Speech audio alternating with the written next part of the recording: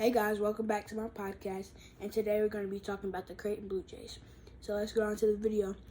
First, they lost to number 14 Arizona in the Jim Alley Invitational. Then they lost at number 2 Texas in the Big East Big 12 battle. They lost to Nebraska at home. And then the Jack Jones Hoop Fest in Las Vegas. They lost to BYU, Arizona State. That was the end of that. And then they lost at Marquette to end the 6-game losing streak, but they turned it around after that, and I'm going to still go over their losses, though. They lost to at number 4 UConn. They lost at number 12 Xavier. They lost at Providence. They lost versus number 10 Marquette. And then they lost versus 15 Xavier in the Big 12 tournament. And in the big tournament, March Madness, they lost to number 18 San Diego State, who went on to go to the championship but lost against UConn. In the Jim Alley Invitational, they beat number 21 Texas Tech, and then they beat Arkansas Razorbacks. They were number 9 at the time, so those are two pretty good wins, and that was the end of that. They beat Seton Hall twice, one home, one away. They beat 19 Providence. They beat St. John's twice, one home and one away. And in the pink out game, they beat number 13 Xavier, and that was the end of that. And then they beat then they beat Villanova twice, and one home and one in the Big 12 tournament. They beat number 21 UConn as well. And in March Madness, they beat the NC State Wolfpack. And they also beat number 11 Baylor, which I was expecting, but some people weren't, and I was a surprise to them. Then they beat Princeton, who was going on a big run since they just beat Arizona. And then for their key losses for the year, they lost Ryan Nembhard to Gonzaga. He averaged 12.1 points, 4.8 assists, and 4 rebounds. Then they lost Arthur Kaluma to Kansas State. And then for their returners, they got back Ryan Kalkbrenner, and he averaged 15.9 points, 6.1 rebounds, and 2 blocks.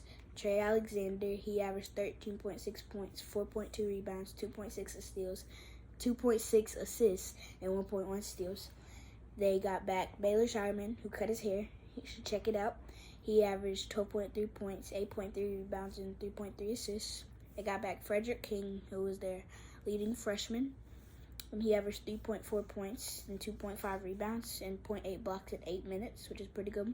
They got back Mason Miller, and he averaged 2.3 points, 1.6 rebounds in 9 minutes, and he was a pretty good shooter.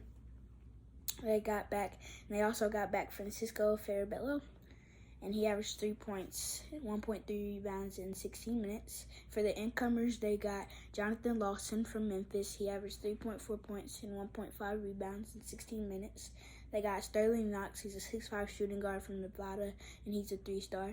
They got Brock Weiss. He's a 6'10 center from Tennessee. He's a 3-star. And then they got Shane Thomas, a 6'4 shooting guard from Nevada. They also got Josiah Dotzler, a 6'2 point guard from Nevada, and he's a 3-star. And for the schedule for next year, they played on November 7th versus Florida A&M, November 11th versus North Dakota State, November 14th versus Iowa, November 18th versus Texas Southern, and in the Hall of Fame Classic in Kansas City, they played on November 22nd, they played versus Loyola Chicago, November 23rd versus Boston College or Colorado State. That's the end of that. In the Big East Big 12 battle, on November 30th, they play at Oklahoma State. And then on December 3rd, they play at Nebraska. December 9th versus Central Michigan. December 13th at UNLV. And December 16th versus Alabama. Then for their stats for last year, they were 65 in scoring, 123 in opponent scoring, 86 in rebounding, and 24 in assists. And then the next episode, I think they're going to go 25-6 this year, and I think they'll have a better year than last year, and maybe potentially have a chance to make the Final Four for this year. And thank you guys for watching. Like and subscribe for more. Comment which teams you want me to do below, and the rest of the teams will be in the description. The next episode is Duke for y'all Duke fans, including me. And then, yeah, thank you guys for watching, and see y'all later.